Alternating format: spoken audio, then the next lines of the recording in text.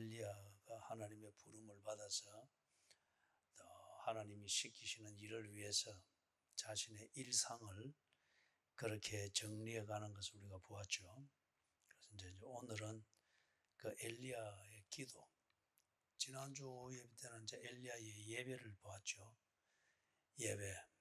그 예배는 기분 내키는 대로 하는 게 아니고 하나님과 나눈 대화의 내용대로 하나님을 공경하고 하나님의 뜻을 받들고, 그게 예배였죠.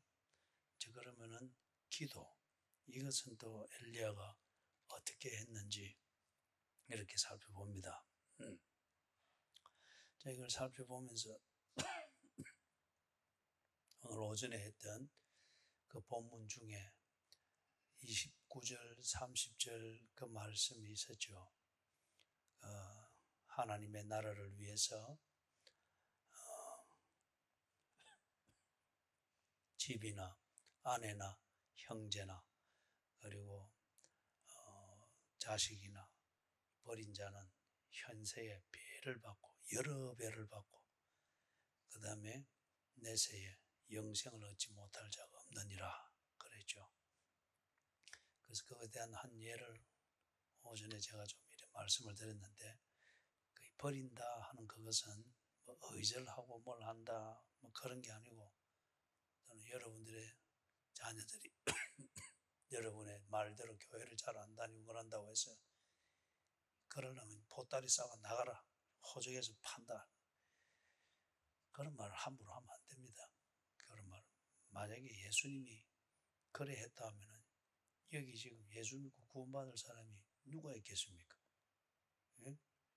그러니까 그런 말은 함부로 하면 안 되고 꼭 그리 해야 될 때가 꼭 한 번 있을 수가 있습니다. 그런데 거기서 버린 집이나 아내나 형제나 자매나 버린 자는 하는 그 버린다는 것을 거꾸로 이렇게 생각하시면 돼요. 어느 경우가 되든지 하나님의 말씀대로 그리고 내가 그리스도인답게 살고자 하는 자는 현세에 여러 배를 받고 내세에 영생 얻지 못할 자가 없느니라 그겁니다.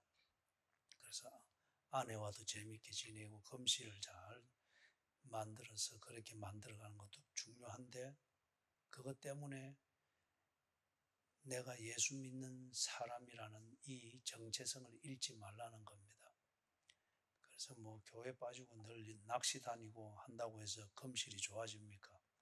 나중에 보면 둘이 다 알코올 중독자 돼가지고 코가 빨가해서, 그래가지고 늘 또 횟집을 먹고 앉아 있겠죠. 지금 엘리야가 버린 게 많습니다. 17장에서 하나님의 부름을 받으면서, 그전에는 엘리야도 그냥 평범한 교인 중에 한 명이었던 게 분명합니다.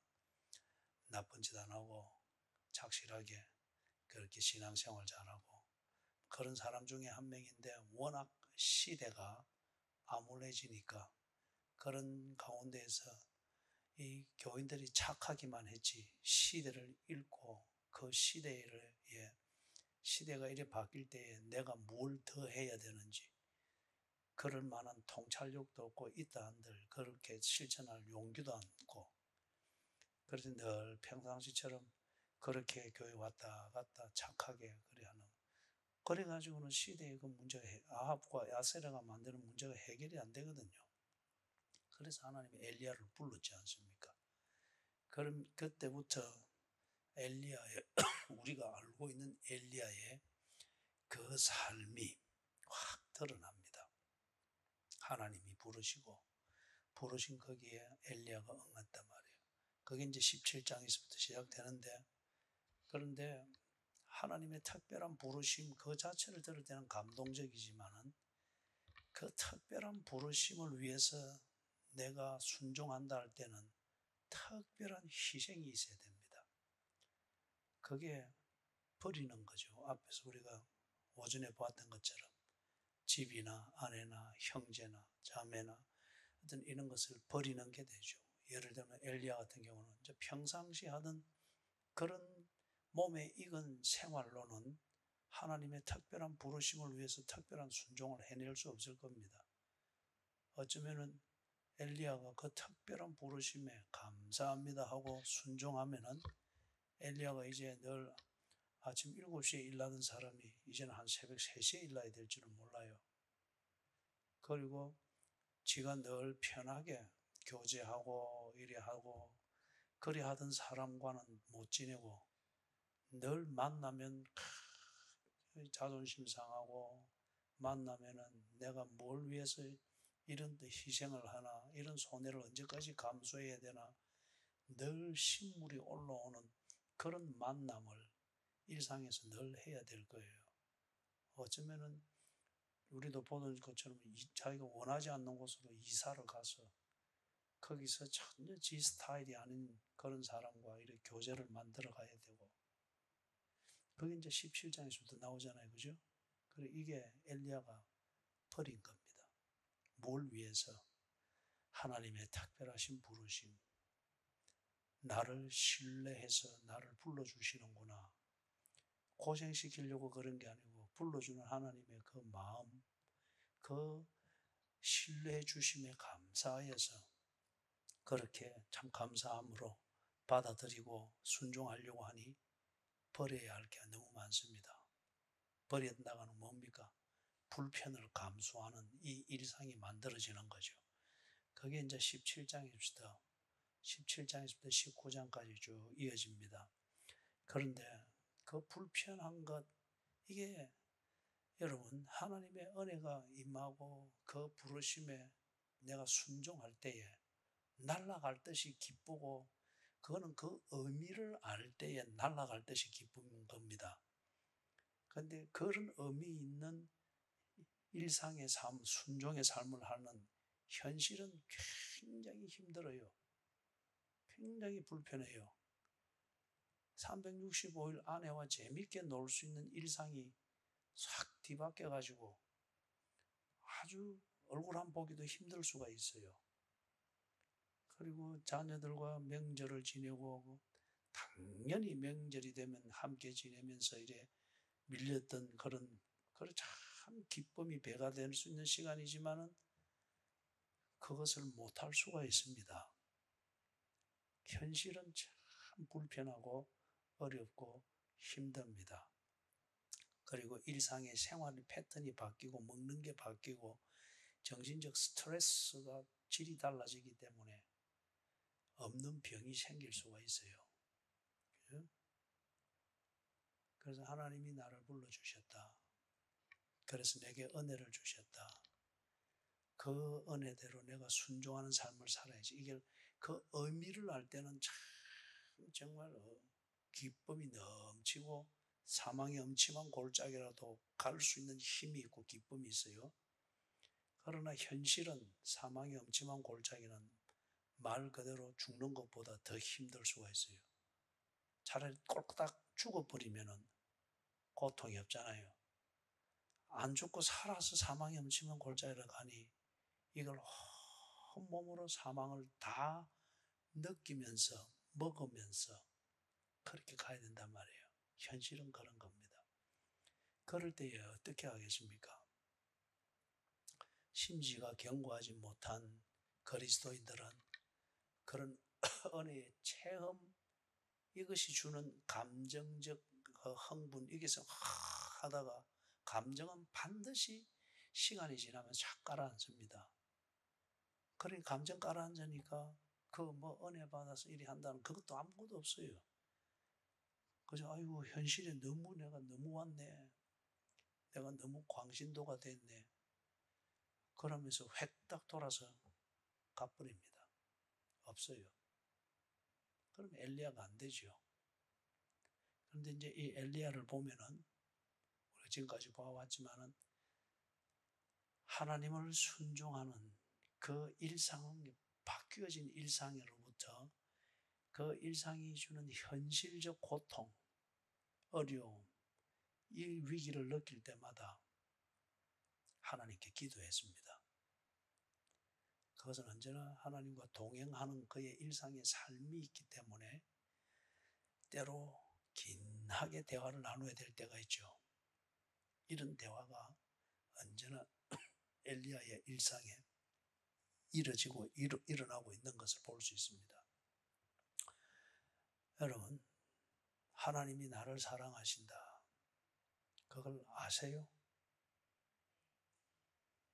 그걸 알고 있는 여러분의 하나님이 나를 사랑한다는 걸 알고 있는 그 지식이 여러분의 일상의 삶을 얼마나 힘있게 만들어주고 또 여러분의 삶이 흔들리지 않고 다 올곧게 그리스도인답게 살도록 그리 만들어줍니까? 하나님이 나를 사랑하는 것은 알지만은 어떤 때는 삶의 현실이 너무 힘들 때가 있죠. 건강이면 건강, 경제면 경제, 또는 다투고 싸우고 난 뒤에 남은 찌꺼기가 그 심리를 괴롭게 만드는 거, 뭐 여러 가지들이 있는 중에 하나님이 나를 사랑하신다. 그걸 아는 지식으로 그런 것들을 턱턱 털어내려 버릴 수 있는 것들이 있지만은 그걸 아는 그 지식으로 털어내 버릴 수 없는 뽕나무 뿌리와 같이 깊게 박힌 일상의 어려움들과 문제들을 경험해 봤죠.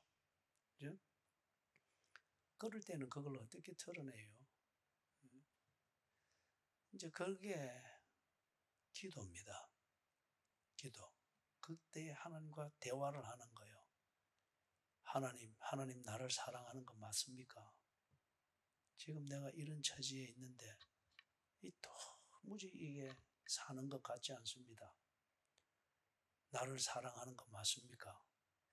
알지만은 지금 현실적 어려움이 그 어려움을 겪는 내 감각이 하나님이 나를 사랑한다고 여겨지지 않을 만큼 힘들고 어려운 거예요. 그럴 때에 하나님 나를 사랑하는 거 맞습니까? 따져보고 물어보겠죠. 그죠?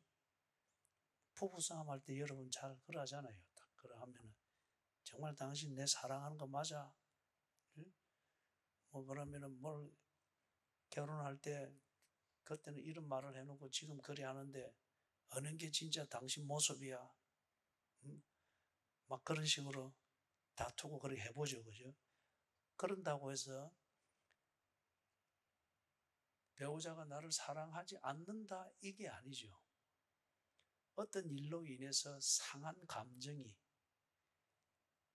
이 사람은 나를 사랑한다라고 늘 평소에 믿고 그렇게 해서 그렇게 같이 살고 있는데 이게 막 의심이 되고 흔들릴 정도로 그 어떤 문제가 나를 너무 괴롭게 만드니까 그럴 때에 따져 묻는 겁니다. 확인하고자 하는 거예요. 내 스스로를 확신을 하고자 하는 거예요. 그래서 당신 정말 나를 사랑해? 이럴 바에 나는 못 살겠어 하는 이게 안 살겠다는 다짐이 아니고 정말 그 사랑을 확인해 보고 싶은 거예요. 그거는 평소에 알고 있는 거, 이 사람이 나를 사랑한다는 그 지식, 그거로는 털어버릴 수 없을 정도로 지금 내가 너무 힘이 든 거예요. 엘리야가 하나님의 부름을 받고 제 일상을 그리 살 때 순종하는 이게 이 의미를 알 때는 뭐 못 먹는다고 해서 또는 못 입는다고 해서 거처가 이제 뭐 거처가 없이 지금 떠돌아다니는 거잖아요. 그런 게 큰 문제가 안 돼요. 하나님이 나를 부르셨다. 그리고 나는 하나님을 순종하느라 이 가난을 감수하고 있다. 이 의미를 알 때는 즐겁게 지나갈 수 있는데 그런데 그런 과정에서 어떤 더 큰 문제에 직면하게 됐을 때 이 의미로서 그 어려운 문제에 직면해서 오늘을 견뎌내는 이게 감당이 안 될 수가 있습니다. 그럴 때에 하나님께 따져 묻는 겁니다. 하나님, 이러자고 나를 불렀습니까? 내가 너무 초라하지 않습니까? 이런 게 기도죠. 이런 게. 내가 평소에 알고 믿고 있는 이걸 지금 이것으로 감당이 안 될 더 큰 어려움이 직면해서 내가 흔들릴 때 하나님께 내가 평소에 알고 믿고 있는 이걸 다시 하나님께 확인을 하면서 나를 확신시키고자 하는 거예요. 하나님 말씀해 주세요. 응답해 주세요. 이제 그렇게 기도가 나오는 거잖아요. 시편의 기도가 다 그런 겁니다. 시편에 나오는 그 내용이. 어떨 때 기도했는지 보십시다. 17장 20절 21절 찾아보세요. 17장 20절 21절 같이 읽어봅니다. 시작.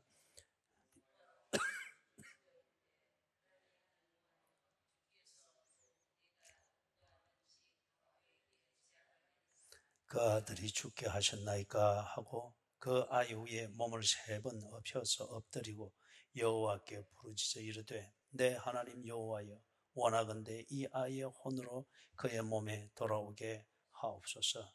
지금 그 엘리야가 이 기도를 하는 것, 이 상황은 알고 있죠. 이 사렙다 땅 과부에게 신세를 많이 졌어요. 예수님이 베다니에 사는 마르다, 마리아, 나사로 이 3남매의 집에서 인간적으로는 참 친밀한 교제를 나누고 했듯이, 그런데 그 나사로가 죽었을 때 예수님이 참 민망했잖아요. 그거는 슬퍼했잖아요. 그래서 도움을 주었습니다. 마찬가지로 지금 엘리야가 이 집에서 신세를 많이 졌어요. 많이 지고 또 참 없는 살림에 식사 대접도 받고, 그리고 이 집에서 밤이슬을 피하고 지낼 수 있는 방 한 칸을 주어서 그 덕에 지금 하나님의 말씀을 순종하는 일상을 엘리야가 큰 어려움 없이 살고 있는 거예요. 얼마나 고맙습니까? 그런데 엘리야가 여기서 지내고 없어도 될 일이 생긴 거예요. 이 집에 아들이 죽었단 말이에요.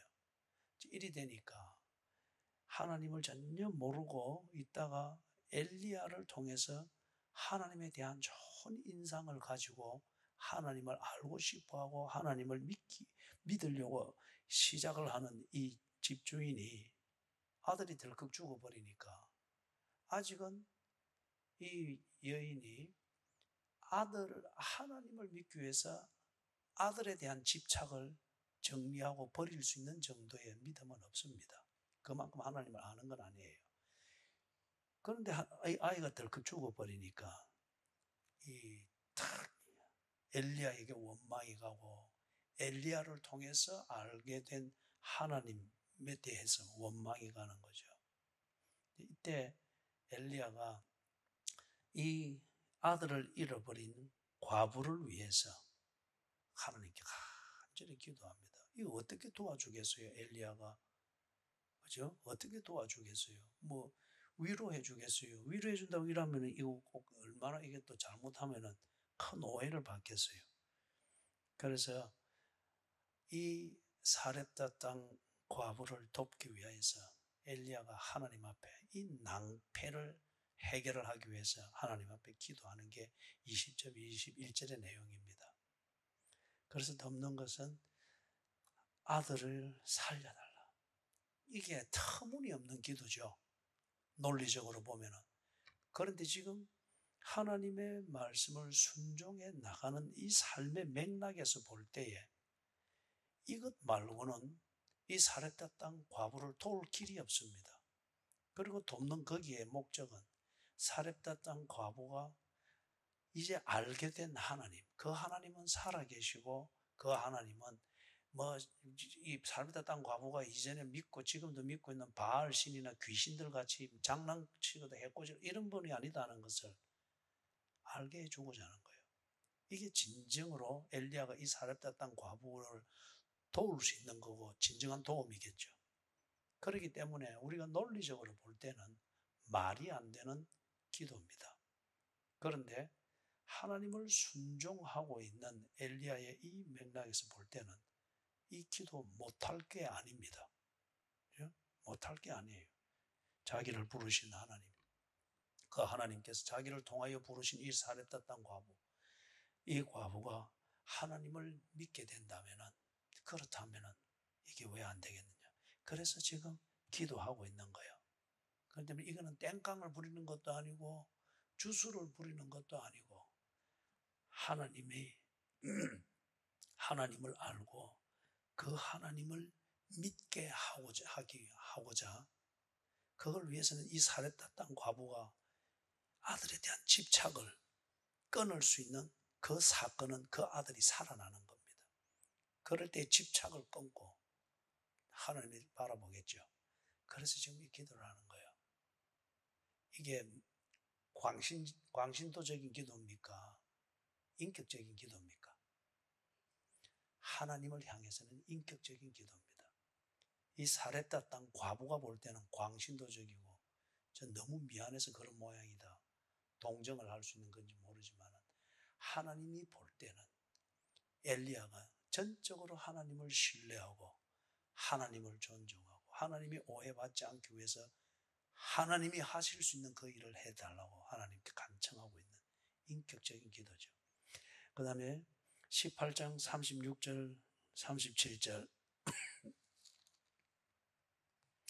18장 36절 37절 같이 한번 읽어봅니다. 시작.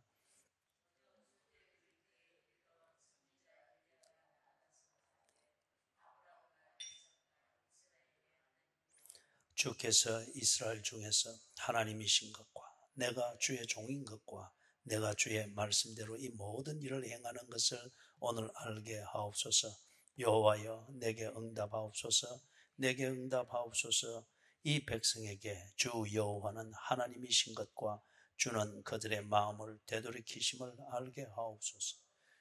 이 상황을 아시죠? 갈멜산에서 바알과 아세라 선지자 850명과 그리고 엘리야가 대결을 하는데 대결하는 그 목적은 무엇입니까? 대결하는 그 목적은 오도되어진 이 백성들이 하나님을 바로 알고 돌아올 수 있도록 하기 위해서 그러죠. 그거는 21절에서부터 24절을 참고하면 됩니다. 18장 21절에서부터 24절을 보면은 이스라엘 백성들이 권력과 명예와 부귀를 가지고서 휘둘면서 그러면서 그걸 가지고 바알과 아세라가 참 신이고 여호와는 거짓이다 이렇게 오도하는 왕과 왕비에게 휘둘려서 다 이스라엘이 전체 분위기가 그렇게 넘어갔잖아요. 그리고 여호와를 섬기는 자들 이걸 밀고 하고 고발해서 막 죽게 만들고 그랬단 말이에요. 이게 뭐 철저하게 그 시대가 이렇게 오도가 되어집니다. 이럴 때에 하나님의 부르심을 받고 그러한 사회상으로부터 하나님의 말씀을 전하고 하나님의 백성들을 지키도록 이 일을 위해서 부름받은 엘리야가 예 하고 순종하면서 하나하나 고비를 넘어왔는데 지금 이 단계에 와서는 이게 또 하나님을 순종해야지 하는 이 의미만 가지고 극복하기에는 현실이 너무 어렵습니다. 왕을 즉시하면서 대결을 펼쳐야 되는 거죠. 그러면서 그 탁 내건 게 뭡니까? 이거는 하나님이 살아계시는 것을 그들이 보지 못하면은, 그죠? 보지 못하면은 권력과 명예와 부귀와 영화 이걸 가지고서 종교를 뒤집는 그것에 집착되어 있는 이 사람들의 관심을 끊을 수가 없는 거예요. 이 큰 일을 어떻게 합니까? 엘리야가 또 이걸 하려면 목을 내놓고 해야 되는데 이게 하나님 잘 믿어야지 하나님이 내게 은혜 주셔서 내가 이렇게 사는데 이 평상시에 이 착한 마음 가지고 이 돌발적인 위기를 목을 내놓고 해야 될 위기를 담담히 건너갈 수 있겠어요? 안 되죠. 그죠? 안 되죠. 빚쟁이 하나만 찾아와도 뭐 담담히 주일 성수하고 하던 거 대번은 혼비백산 해가지고 뭐 동거하러 다닌다고 난리고 그렇게 되는데, 그죠? 그래서 엘리야가 하나님이 자기를 불러서 바로 이 일을 위해서 자기를 부르고 자기는 이렇게 순종하고 있다고 하는 걸 압니다. 그렇기 때문에 그리 시내가에서 3년 반도 지냈고 전혀 모르는 땅 끝으로 또 가가지고 사렙다 땅에서 그리 지냈고 이 일을 위해서 자기가 순종하고 있고 하나님은 이 일을 위해서 나를 불렀다는 것을 알고 있습니다. 그러나 지금 이 현실 바로 목을 내놓고 왕과 대적해서 하나님이 살아계심을 증명해야 되는 이 현실 앞에서는 그 평상시의 의미를 알고 있는 지식으로 이게 감당이 안 되는 거예요. 그래서 하나님 앞에 간절히 기도하는데 왕에게 목을 내놓느니 하나님 앞에 목을 내놓고 기도하고 있는 그게 지금 36절, 37절의 엘리야의 이 기도입니다. 이 기도. 여러분이 그 상황을 어느 정도 상상이 되지요. 그죠? 때로 간혹 금식해야 될 때가 있습니다. 습관을 쫓아서 하는 게 아니라 하나님을 똑바로 믿고 평상시와 같은 내 신앙생활 이게 흐트러짐이 없기 위하여 어느 일상의 문제를 극복해야 할 때에 금식을 해서 하다가 차라리 죽더라도 하나님의 은혜가 아니고는 이걸 극복할 수 없다. 그럴 때에 금식을 해서라도 아니면 산을 찾아서 며칠이고 나무 뿌리를 몇 개 뽑더라도 그리 해야 될 때가 있습니다. 여러분 살다 보면 정말 내 힘으로는 이래도 안 되고 저래도 안 되고 하는 문제가 있지요. 그죠? 그럴 때에 내 믿음이 없거나 내가 그리스도인이 아니기 때문에 어려운 게 아니고 삶의 문제가 사망의 음침한 골짜기와 같은 것은 내 힘으로 건널 수 없는 큰 어려움입니다. 뽑을 수 없는 뽕나무 뿌리예요. 그럴 때에 내가 정말 믿는 자이고 내게 믿음 주신 이가 하나님인 것 같으면 그래서 그분이 나를 이렇게 살도록 나를 이끌어가고 있는 게 분명하다면 그분에게 확신을 주시도록 대화를 해야죠. 하나님, 지금도 나를 사랑하는 거 맞습니까? 지금 이 큰 문제 앞에 내가 놓여 있는데 지금도 하나님 나를 사랑하는 거 맞습니까? 내 순종을 하나님이 받고 있는 게 맞습니까? 그런 거죠.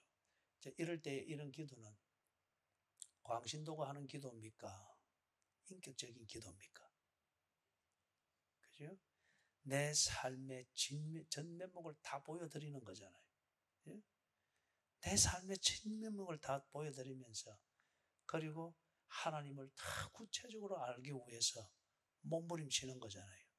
이것만큼 인격적인 대화와 교제가 어디 있어요? 그죠? 이것만큼 인격적인 교제가 어디 있어요? 참 부부가 같이 지내는 것도 이래 보면은 참 인간미가 느껴지는 부부가 있어요. 그런데 어떤 부부는 보면은 반듯하고 참 세련되게 보이는 것 같은데 어딘가 모르게 피곤해요. 넘을 수 있는 격이 있고 여전히 그 어떤 예의와 도덕이라고 하는 이것으로서 관리가 돼요. 부부 사이도 도덕과 예의는 필요합니다만은 그러나 그게 어떤 틀이 되고 탁 법이 되어 버리면은 그거 진짜 삼자 이래 느껴도 피곤해요. 근데 참 인간미가 있는 그런 부부들이 있죠. 그건 뭐냐 분명히 어떨 때는 자녀들이 볼 때도 조금 황당하고 당황스러울 정도로 너무 인간적일 수 있으나 그러나 참 두 사람 사이는 인격적입니다. 참 두 사람 사이는 인격적이에요. 그죠? 그래서 저는 한 번씩 이렇게 가면 우리가 이제 이렇게 가족 수련회도 하고 그 다음에 수요일 밤이 되고 주일 밤이 되면은 다 모이게 해서 가정 예배도 드리고 그래 한데 마치고 나면 한 번씩 제가 10대 때와 20대 때 별이 빛나는 밤에를 통해서 그렇게 새겨져 있는 좋은 그 곡들 이걸 탁 털어가지고 안에를 끌어내가지고 잡고 춤을 추고 그죠?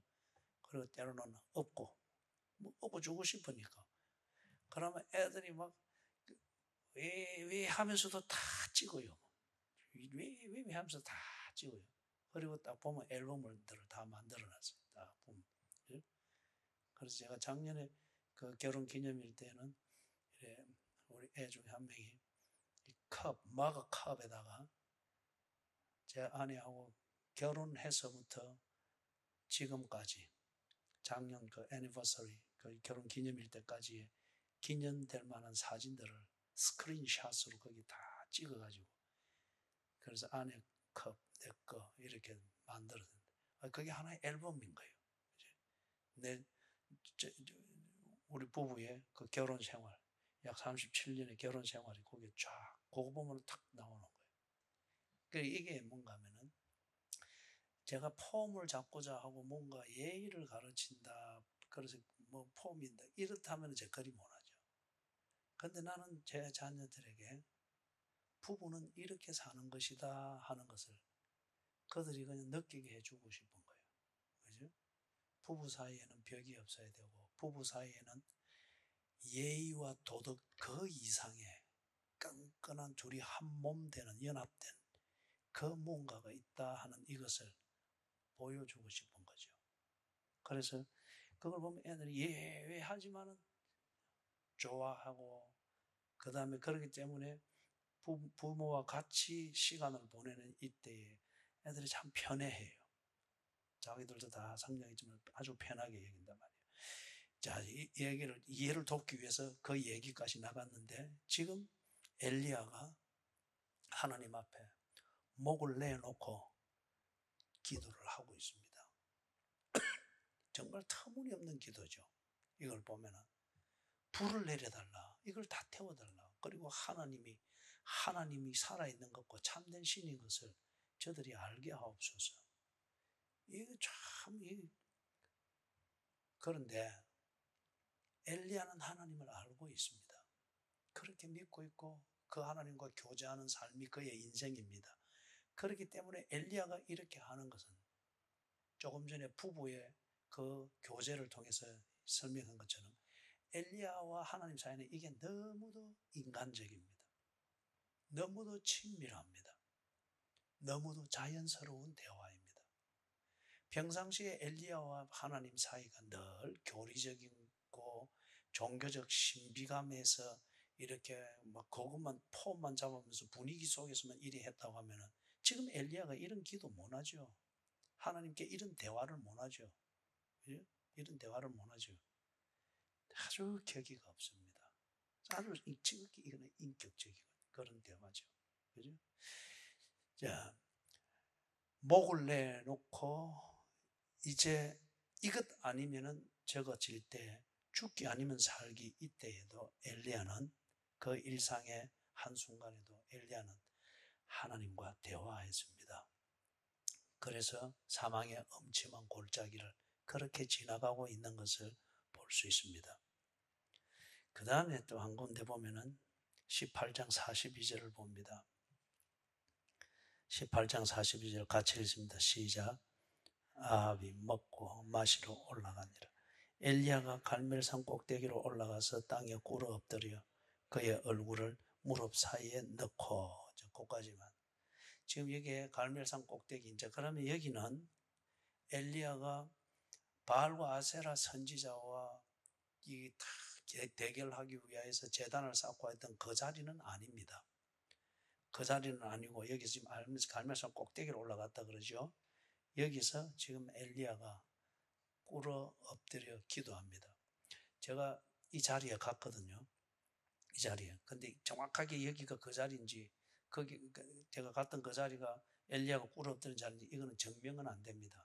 근데 고고학적 자료와 역사적 자료를 가지고 여기일 것이다 라고 해서 거기 기념교회도 세워놓고 이랬는데, 저는 거기서 옆으로 나와서 바위가 있고 막 불퉁불퉁한 그 자리로 거기 가가지고 그 꿇어 엎드려 가지고 이대로 해보려고 무릎 사이에 머리를 넣으려고 막 꿇어 엎드려서 아무리 해도 안 들어가요. 그래서 뭐 엎드려서 교회와 그걸 위해서 기도했는데, 그 자리에서 보니까 쭉 그 이스라엘 평원하고 그쪽에 쭉 다 보여요. 근데 아무리 이래, 그건 뭡니까?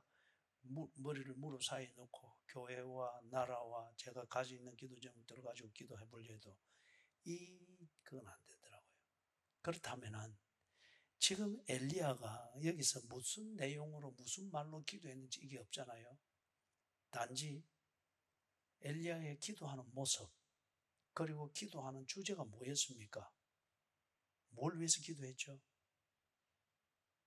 그건 이제 뒤에 보면 나오는데, 내가 이제 설교 시간에 질문 안 한다 했죠. 대답 안 해도 돼요. 그 뒤에 읽어보면 비를 달라고 기도합니다. 비가 오게 해달라고. 그렇게 해서 간절히 기도하는데 어떤 말로 어떻게 하나님과 대화했는지는 모르나 그 내용이 주제는 이 땅에 비가 오게 해주십시오 이거였고, 그게 얼마나 간절했는지 그 머리가 무릎 사이에 들어가도록. 여러분들 올 댁에 돌아가서 해보세요. 아마 안 들어갈 거예요. 이 특별한 이 뼈 그게 아니면은 안 들어갈 거예요. 그런데 엘리야가 이럴 정도로 했다. 이거는 뭘 의미하는 거죠? 간절함입니다.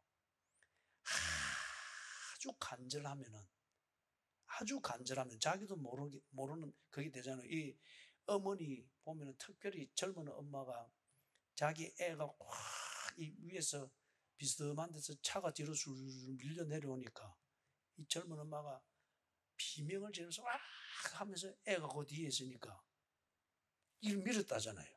그죠? 그래 차를 세웠다잖아요. 이렇게. 그게 지정신으로는 그게 안 되죠. 그 차바퀴에 깔려가던 애가 애를 살리게 된 간절함이 젊은 엄마로 하여금 이 트럭을 멈추게 하는 거죠. 막 미는 거죠. 그죠? 그것처럼 지금 엘리야가 이거는 의식이 아니고 간절함에서 나오는 몸부림입니다. 그죠? 그래서 이 땅에 비가 오게 하는 것. 이게 그렇게 간절한 간구가 되어서 하나님께 기도하는데, 이게 단지 이 땅에 지금 가뭄으로 흉년이 들었으니 비를 주십시오 하는 이 단순한 박의 정신이 아니고 하나님의 약속입니다. 자, 한번 보십시다. 17장 1절. 17장 1절 같이 읽습니다. 시작.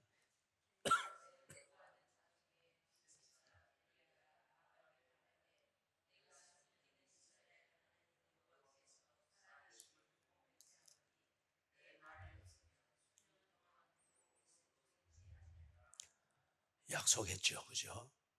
약속했죠. 하나님께로 돌이키지 않으면 이 가뭄은 계속될 것이다. 그런데 하나님께로 돌이키게 될 때 내가 기도할 것이며 그러면 이 땅에 비가 올 것이다. 그리하고 지금 최소한 3년 반 이상이 지나가고 있잖아요. 그래서 이제 위에 하나님 그 바알과 아세라 선지자들과 결투가 있고 난 다음 하나님의 살아계심을 백성들이 보고 그 다음에 가짜 종교를 퍼뜨렸던 바알의 선지자들을 끌어내려서 다 죽이는데 백성들이 거기 있는 백성들이 다 동참했지요. 그러니 엘리야가 이제 약속한 대로 비가 오도록 기도하는 겁니다. 그러면 이거는 갈멜산에서 제단에서 하나님이 불을 내려서 살아계심을 보여주었던 것처럼 엘리야의 약속된 대로 엘리야가 기도할 때에 그 응답하여 비를 내릴 때 이제 이 백성들이 하나님의 살아계심을 더욱더 확인하겠죠. 그죠? 더욱 확신하겠죠. 그래서 엘리야가 이 하나님의 영광을 위해서 그 약속에 근거해서 간절히 기도하고 있는 겁니다. 간절히. 그럼 이거는 여러분 어떤 종교적 주술을 행하거나 뭔가 뜻없이 지가 뭐 원하는 방식대로 뭐 그런 어떤 의식을 행하고 있는 게 아니고 대화합니다. 그죠? 그러니까 아마 여러분들 부부 싸움을 부부 싸움 우리는 안 하고 지내면 그 거짓말입니다. 그럼 부부 싸움 없으면 그 무슨 재미로 살아요? 안 다치고 상처가 안 남도록, 마음의 상처가 안 남도록 싸우는 게 중요하죠. 그래서 싸우는 것도 중요한 인격적 교제의 한 요소 중에 하나입니다. 적당히 싸우고 크게 화해하고. 그러면 얼마나 그 참 재밌어요. 성숙해가고. 오늘 댁에 돌아가서 한 번씩 싸우십시오. 그런데 상처가 남도록 싸우면 안 되고. 그죠? 그런데 엘리야가 하나님 앞에 이렇게 간절히 부르짖을 때, 여러분이 우리가 부부 싸움할 때도 그렇지만 말로 안 되는 때가 있잖아요. 예? 정말 답답할 때가 있잖아요. 예? 꾸역꾸역 아내가 막 꾸역꾸역, 제 아내는 절대 안 그럽니다. 아내가 꾸역꾸역 그 말을 했던 말 또 하고 또 그 생각을 그거밖에 못하면서 그러면서 혼자 펑펑 울어서고 뭐 이럴 때에 이 착한 남편이 있다면 그 작은 남편이 얼마나 마음이 답답하겠어요. 그죠? 그럴 때에 말로 안 된단 말이에요. 말로. 그럴 때에 어떤 게 뭐 해보고 뭘 또 뭐 설거지도 해주보고 뭐도 해주보고 아니면 밖에 나서 뭐 그런 그 말로 안 될 때에 그래도 뭔가 마음을 전달해 보고자 하는 그런 몸부림이 있죠. 지금 엘리야의 기도는 가멜산 꼭대기에서 기도는 그런 겁니다. 이거는 인격적 대화입니까? 종교적 의식을 행하는 겁니까? 인격적 대화로서 그게 금식이 돼야 되면 여러분이 말로서 안 되면 참 그런 교인들이 답답해요. 기도 다음 대표 기도를 이렇게 시키면 나는 말도 못 하는데 그래 그러면 신방 가서 참 곤란한 상황이에요. 예? 또 앉아서 식사하려고 하는데 무슨 권사님 기도하고 우리 식사합시다. 그러면 이래 죽을 상을 해가지고 눈을 흘기면서 예? 저거 시키라 이거지. 뒤통수를 한 대 탁 때려주고 싶은 그죠? 기도는 말이 아니단 말이에요.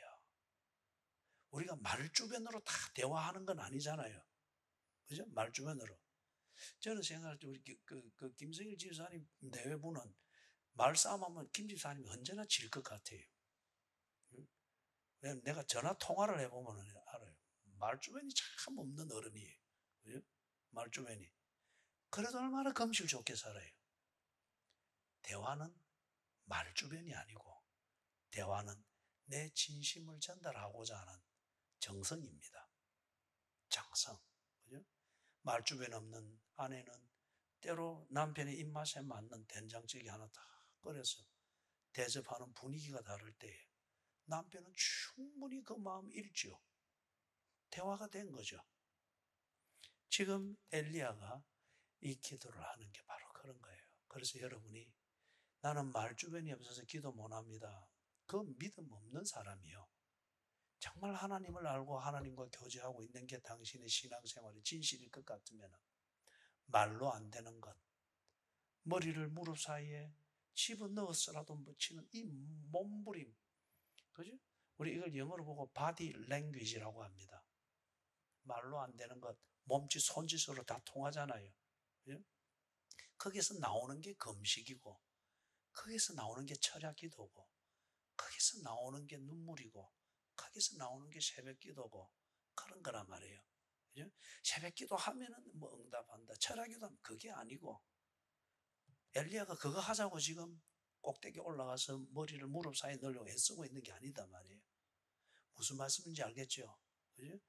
남편에게 이리 말해도 안 되고 저리 말해도 안 되니까 내 진심을 언젠가는 알아주겠지 싶어서 평상시와 다를 바 없는 따뜻한 인간미 넘치는 찌개 한 그릇 끓여서 딱 올려놓을 때 그 마음 아는 것으로서 딱 통하듯이 내가 이렇게 곤란과 이 어려움을 당하고 하나님을 어떻게든지 약속한 대로 나타나야 되겠는데 말주변도 없고 하나님께 금식하자니 금식할 체질도 안 되고 하나님 어쩌면 좋겠습니까?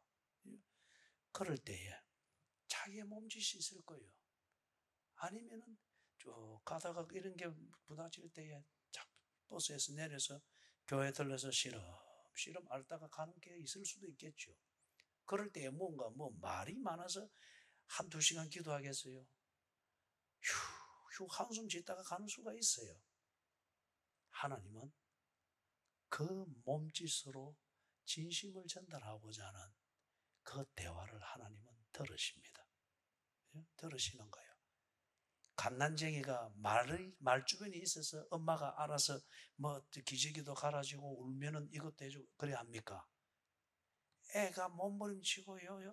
아직도 자라지 못한 팔다리 가지고 빠둥거리고 아니면 입술 비죽거리고 아니면 울어잡고 하는 거 보고 엄마는 그걸 알아내잖아요. 그죠? 그게 갓난쟁이 애기와 엄마의 대화지 않습니까? 지금 엘리야가 이리 하는 건 대화입니다. 참 인격적인 대화입니다. 하나님을 알고 하나님은 나를 알고 있다는 이 평상시의 교제 위에서 하나님 앞에 자기를 진심을 좀 드러내 보이고 있는 거죠. 한 두 가지가 더 있습니다만 19장에 오늘 시간상 18장까지만 하고 다음 주 오후 예배 시간에 엘리야의 기도를 좀 더 이어서 보도록 그렇게 하도록 하겠습니다. 자, 자리에 일어나셔서